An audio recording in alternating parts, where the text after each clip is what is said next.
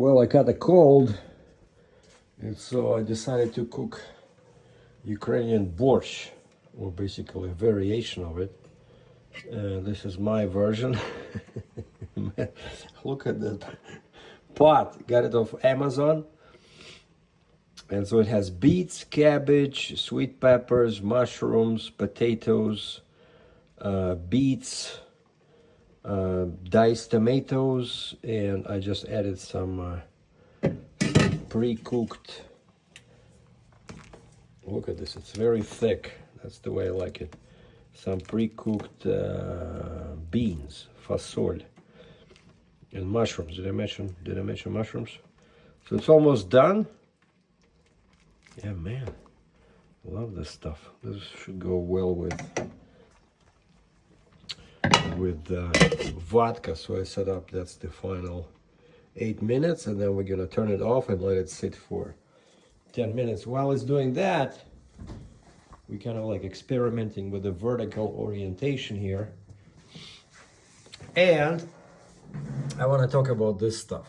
Like I mentioned this before, but I think there's some things that many people don't realize were happening in USSR. Okay, you guys ready for the list? First off, yeah, I'm pretty sure a few people know about this, but back in the day, so when I was growing up, so I was пацан, 10-12 лет, 10-12 years old. The cool feature of life in the USSR is that we had these huge machines. You can call them carbonated water or basically sparkling water. So there was big machines, kind of like, you know, what you see where you buy Coke, you know, those dispensing machines. But this was like 6 feet tall, maybe 4 by 4 feet, you know, like a big machine. And it gave you two choices. One was just a basic sparkling water, and the other one was sparkling water with syrup. It's pretty much like a lemonade. And so the basic sparkling water was 1 kopeyka. So a ruble has 100 kopeyka, or let's say kopeck, right? And imagine, so 1 kopeck buys you a glass of carbonated or sparkling water, and then the one with lemonade or syrup was 3 kopeyka, 3 kopecks. Now, to put things into perspective, let me just open my mighty calculator here. So my mom, as an engineer at the military factory, made 145 rubles a month times 100. So she was making 14,500 kopecks, right? And so, which means that with her salary, she could have bought 14,500 basic drinks, or divided by 3, she could have bought 4,833 glasses of lemonade. And it's funny to mention now, but glasses were like, you know, big glasses were on top of the machine. And you just grab the clean glass, and then when you're done, you wash it there. There was like a micro washer right there next to the dispenser. And these things were everywhere, kind of like as many as payphones. So everybody was so used to them, you know, when you're thirsty, okay, where's the газировка? Yeah, in Russian it was called газированная вода. On top of that machine it would say газированная вода, carbonated water. And so that was cool. And also, of course, phone booths were everywhere, you know, public phone. It cost 2 kopeyka, 2 kopecks to make a phone call, 2. Which means that my mom, at 145 rubles a month, times 100 again, divided by 2 kopeyka or kopecks, she could have made 7,250 calls from payphones. But this was local only, no long distance, no international. But you had a coin, 2 kopeyka, 2 kopecks. We had a coin like that, and you just drop it there, and you make a phone call. Now, bread was 14 kopecks. So again, 145, 14,500, my mom's salary divided by 14. So my mom could have bought 1,035 loaves of bread. So now let's say here, traditional price is somewhere around $3,003. So that means that her salary, even though a very low number, but it's equal to about $3,000, I think. Yeah, but some bread is much more expensive than that, yeah. Public transit was 5 kopecks, 5. So my mom with 1450, what the heck, come on, give me a break. Yeah, the calculator doesn't want to comply. 14500 divided by 5. So my mom would be able to do 2,900 trips on public transit. So now I think it's, what, like $3 over here, Canadian? So that means that his salary would be like, what, 6 grand? Now, education was free. Secondary, university, you can go to a special school, you know, if you want to be a high level worker. Let's say you work on a lathe or whatever, right? Highly skilled worker, everything was free. Daycare was free. And very few people owned houses. I still don't know how they were able to do that, because everything was owned by the government. And most people lived in state-owned apartments, in apartment buildings, and you were just basically renting it. And there was like, I don't know, $30 a month rent. And all you had to pay was, you know, your maintenance, like, you know, hydro, you know, electricity, water. It was very cheap, super cheap. On the negative side, we had no Western products, no jeans, no sneakers, and we had to have 2 passports. Like, your driver's license was not a proper form of ID.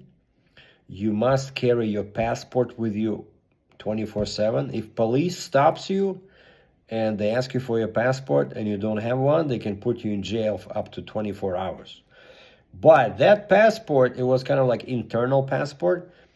You cannot use it to travel outside. Nobody was allowed to travel outside, well, because you needed a special foreign passport, you know, like a travel passport.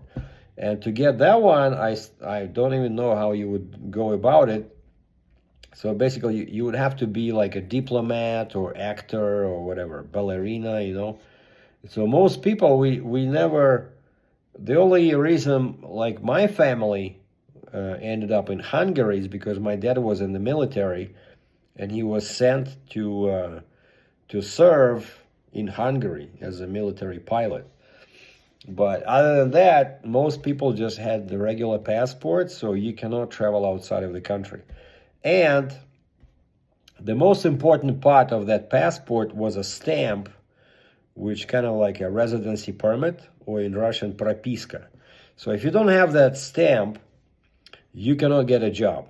And because of that, you know, traveling inside Russia was very restricted. Because let's say, okay, I live in Kirovograd, between Kyiv and Odessa, Ukraine, which was still part of the Soviet Union. Let's say I want to go to Novosibirsk, somewhere in Far East. I have a buddy there.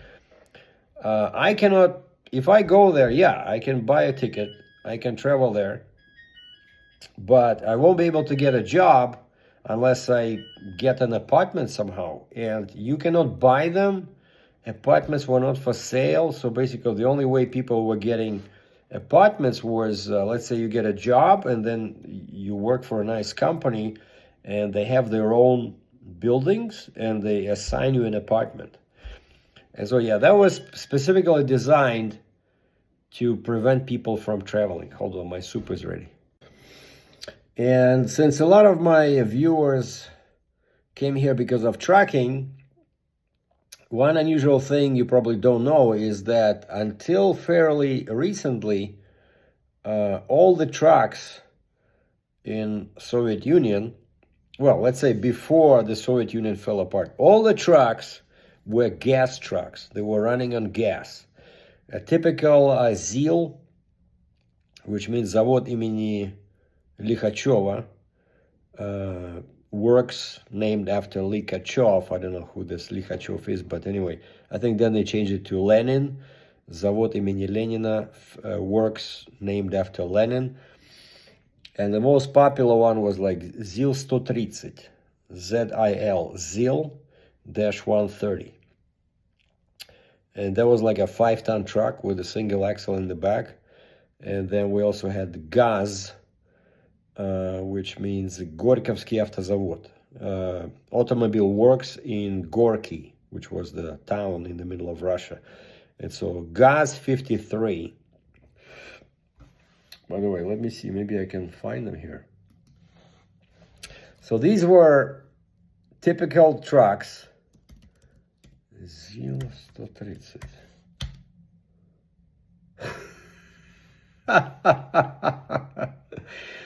Holy mackerel. So yeah, this is the truck. ZIL 130. So you can get them like this as a dump truck, or you can get them as a, farm truck, or something like this that would be delivering bread. And I drove this one. I drove this one in a field. So basically, ever since I was a kid, I wanted to be a driver. I don't know. I went to the university just to learn English, but I had no intention of being a teacher. And I remember when we were at this farm, and university students were often asked to help out farmers during the, usually fall, like September, October. So we were manually by hand picking up potatoes and stuff like that. And then this guy in a truck would be moving the truck. Let's say every couple of minutes he moves like 20-30 meters, because people are gathering potatoes, and then they throw them in a sack, and they throw it in the truck. So everything was manual, by hand. There was no appliances, And so this guy, with his buddies, the driver, he went into like Pasatka, a little forest, to drink vodka. And I said, hey, can I, help you? I can move the truck. And he says, you know how to drive? I said, yeah, sure. And so, yeah, I was, something like this. Yeah, you see, like this would be typical. A small cab, single axle, and that's where we would throw potatoes in there. So that's the most popular ZIL 130. And, well, it doesn't look like a real truck, actually. I think it's a toy. This model is a small version of a real vehicle, but it looks pretty accurate. And so I remember I get into the truck, and our teacher, who was from the university, who was in charge of this operation, she looks at me, Drachov, are you sure you know how to drive? I said, keep your shirt on. And so I would just move the truck, and of course it had manual transmission. In a field, I would just move it, 20-30 meters. I was so excited. I'm telling you, it was unbelievable. Of course, oh, by the way, another thing. So these were gas engines, because gas was super cheap, because this is Soviet Union. Everything is subsidized by the government. Just like all the other prices, public transit, food, bread, phone calls, everything was super ridiculously cheap. Gas was super cheap as well, and that's why I think USSR fell apart, because they just went bankrupt. But another popular truck was this GAZ 53. Let me see. Yeah, it looked like this, like a typical, round headlights, GAZ 53. It had this kind of bed, or you can go. So yeah, these two ones, GAZ 53, this one, and the previous ZIL, they were the most popular trucks in Russia. You see them everywhere, either with this kind of thing, or they would have like, what do you call it? Like, you know, like a van on top. Like, I remember me and my buddies, we would go to the grocery store just to watch these guys. They would arrive to bring bread, and so this was a bread truck, and it had a box on in the back, right? And there were two people. Like, the driver was just driving, but there was also a lady in a white coat who was dealing with paperwork. And then eventually later, they got rid of that, and the driver was doing everything.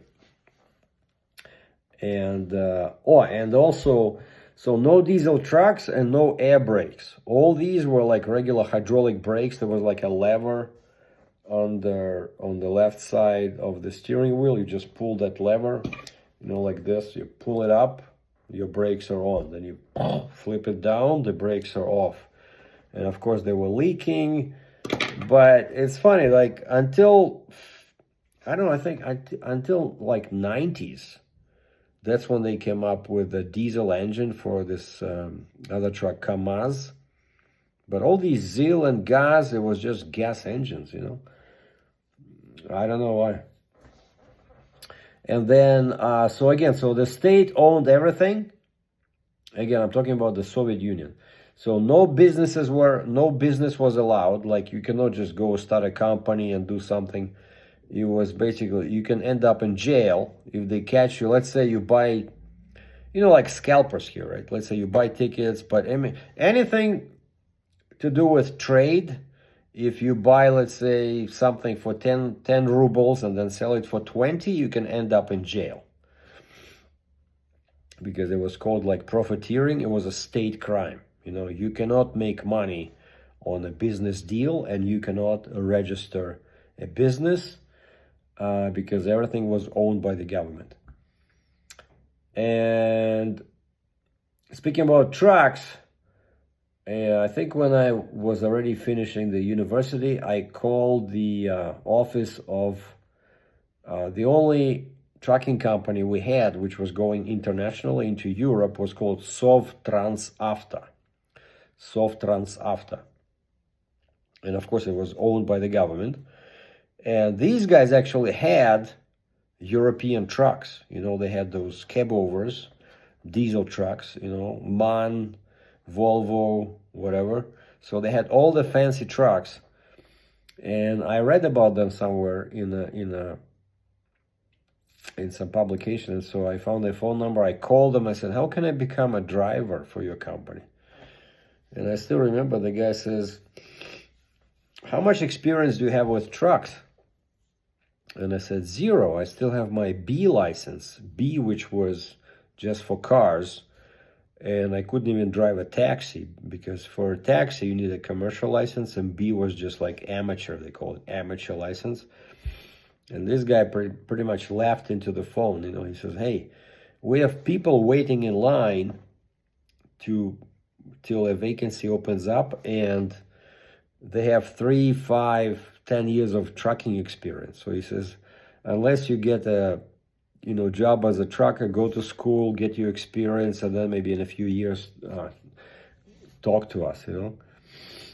But I think, yeah, that's all I wanted to mention. So sparkling water machines, prices on phone calls, bread, public transit, free education, no jeans, 2 passports, no job without residency permit, everything owned by the government, no private businesses were allowed, no diesel trucks, no air brakes.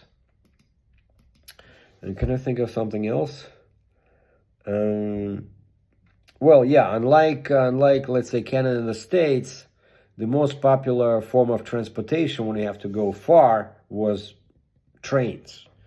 So air travel was super expensive, and so most people just would spend like 2, 3, 5 days on a train.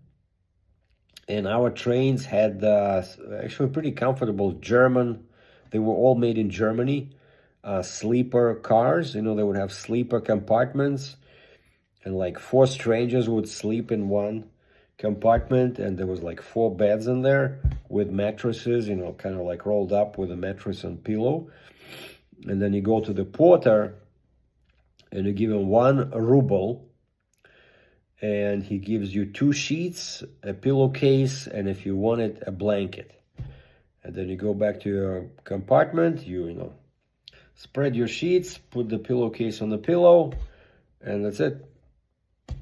And for example, Odessa to Moscow was 1 day, but then if you wanted to go Odessa on the Black Sea coast all the way to the far east, like Vladivostok, it was a 7-day trip. And I took that one once when I was a porter. Yeah, so it took 7 days. So basically trains, long distance trains were the most popular form of transportation because of relatively low prices. And so, yeah, we only started using planes, I think, after the Soviet Union fell apart, and I think prices became more affordable and it was easier to make more money, like when they allowed private businesses and I went into business for myself. I was doing real estate, so I was making good money in Moscow, Russia. But with the Soviet Union, everything was so restricted, and so people had to watch their, you know, pocketbooks. And I just thought I would mention these.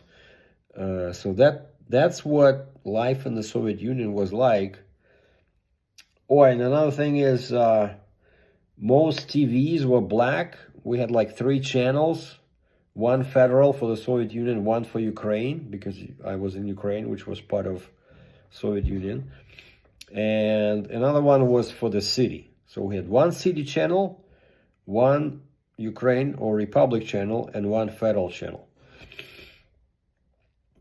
And movies were, if I go to a movie theater, movies were 20 kopecks. 20 kopecks, so it was super cheap. Everything was cheap. So thanks for watching. Okay, I'm at work now, and it occurred to me that I missed a couple of things that I thought I think might be of interest. So first off, electronics. So I started my grade 1 in 1969, and I finished school in 1979. And that was when I entered university. And so basically I was a teenager during the 70s, right? And so there was no computers. The first time I saw a computer, it was like a big desktop computer. It was at the university, at our phonetics lab. Like, our training for English was super intensive, and part of the program was a few times a week we had to go to this lab. And there was computers, and we would, you know, put our headphones on and just listen to some exercises, like native speakers, you know, talking, and then it was pretty cool. And so that was the first time I saw a computer. And everything was, you know, like scales. Well, we had calculators, of course, but like in stores, like retail stores, there was no cash registers like, you know, now, right? When everything is electronic, it's a computer. So no computers, no tablets, no smartphones. And the first time actually I bought a computer is when I moved to Moscow in 1992.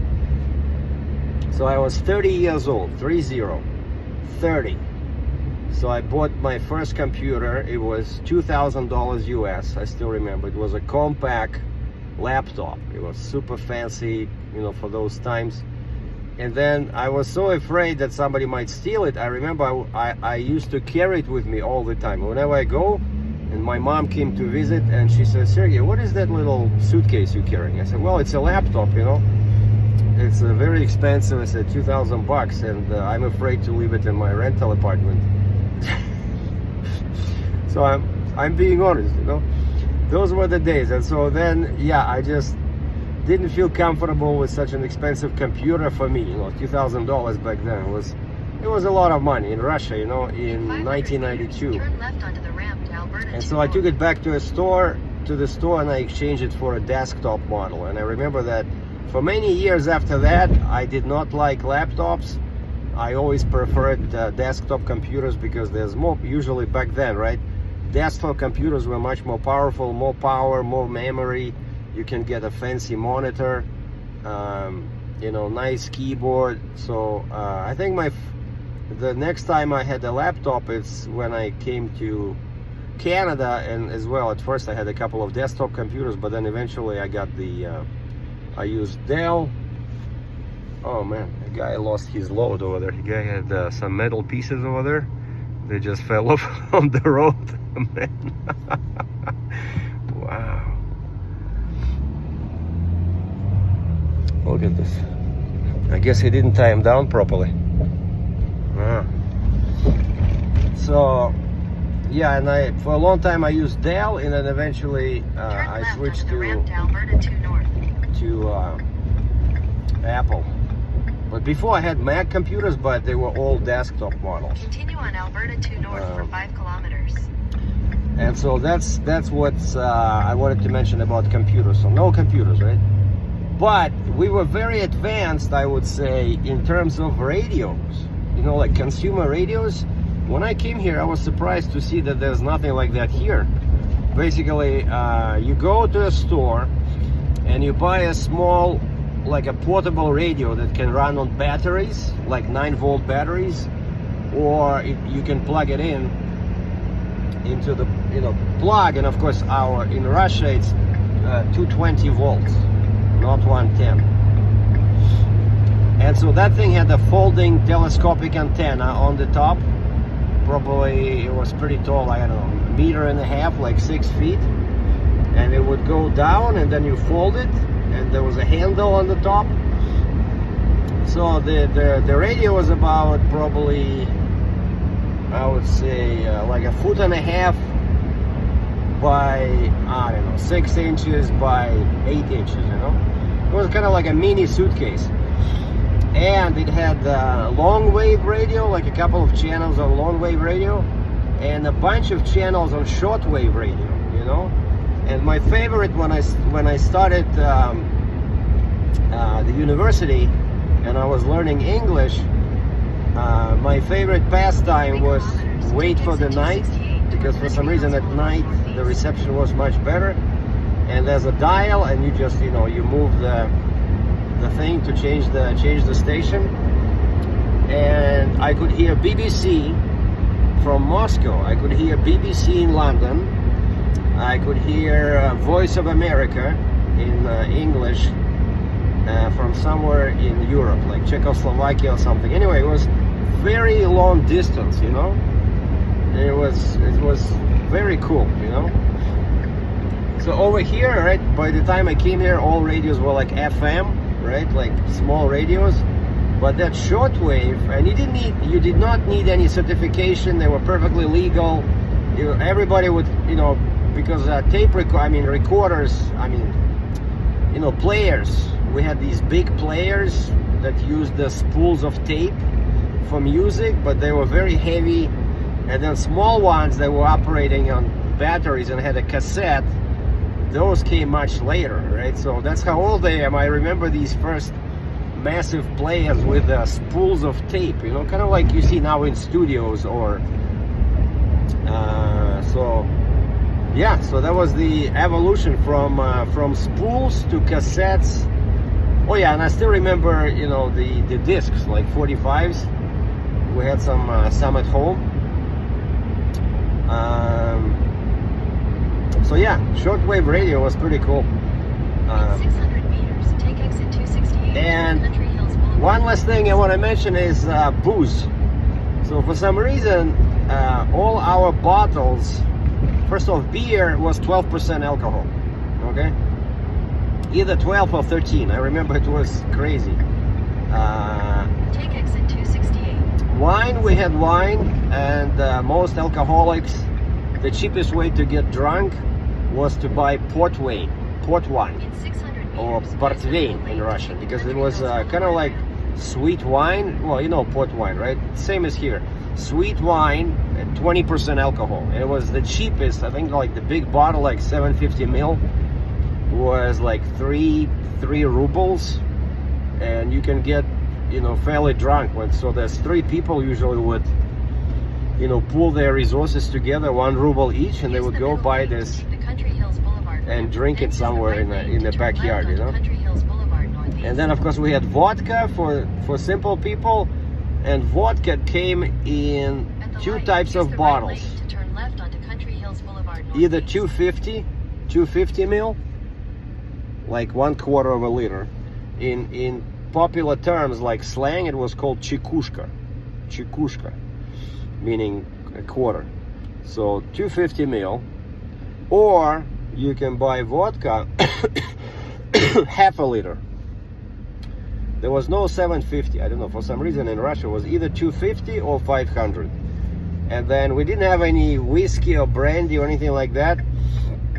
But rich people like doctors and Communist Party members, bureaucracy, they drank cognac. We had our famous locally made cognac in Armenia. Azerbaijan was not too bad, but Armenia especially, Armenian cognac was considered to be the best. And of course, Armenia was one of the republics that was part of the Soviet Union. Now it's independent country. So fancy, the most fancy drink was Armenian cognac. I don't know why it's called cognac. It's not supposed to be called cognac unless it's made in France, right? I think, but that's what it would say on the sticker, Armyansky cognac, Armenian cognac.